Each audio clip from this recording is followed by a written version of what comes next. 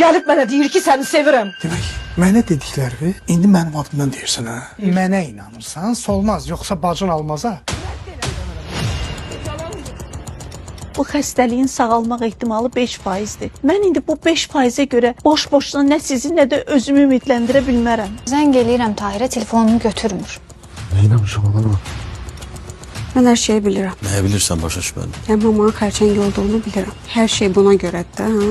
Əvvəl yəni buna görə qəbul eləmişdim, amma indi əsas səbəbim başqadır. Deyirəm sənin nə işin var burada? Dur.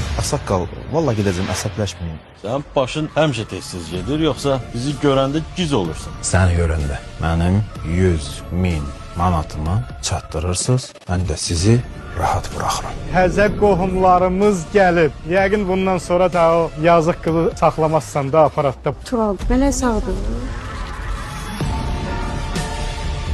Xəyanət 16 oktyabr saat 22-də Xəzərdə.